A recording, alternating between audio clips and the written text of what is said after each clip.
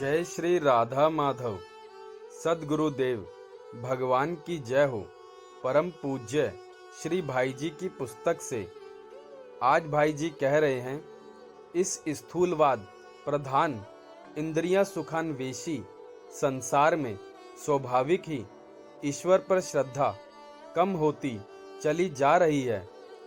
विषय वारुणी की मादकता से जगत उन्मत्त होता चला जा रहा है।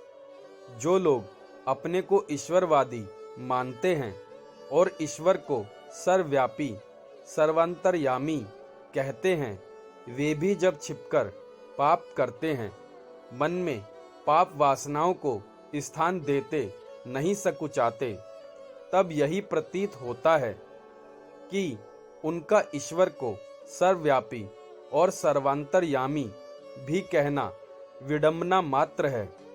ऐसी स्थिति में ईश्वर और ईश्वर भक्ति के लिए कुछ अधिक कहना सुनना अरण्य रोदन के समान ही होता है।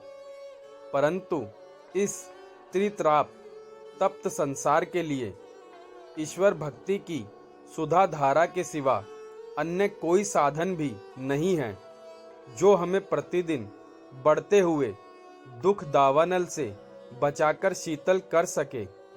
इसीलिए जगत के मनो अनुकूल ना रहने पर भी समय समय पर संतों ने इस ओर लोगों का ध्यान खींचने की चेष्टा की है। ईश्वर स्वयं सिद्ध है और प्रत्यक्ष है।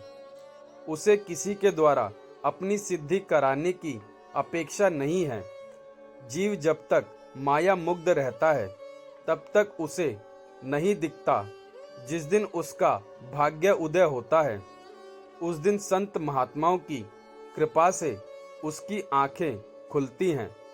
तब वह अपने सामने ही उस विश्व विमोहन मोहन को देखकर मुग्ध हो जाता है।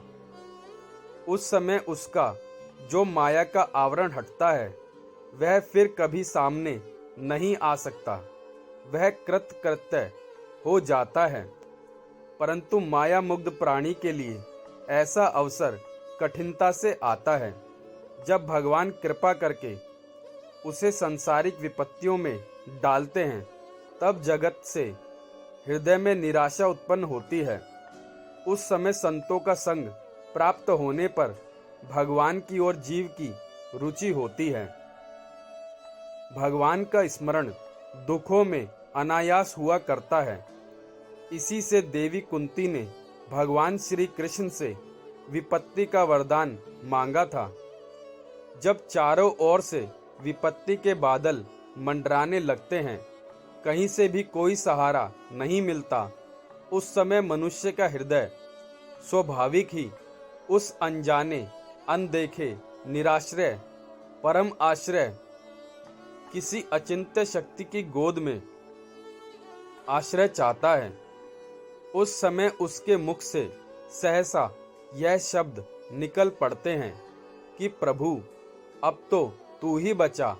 उधर से तुरंत उत्तर मिलता है, माँ सुचा, और उसे तत्काल आश्रय मिल जाता है, क्योंकि यह भगवान का विरद है।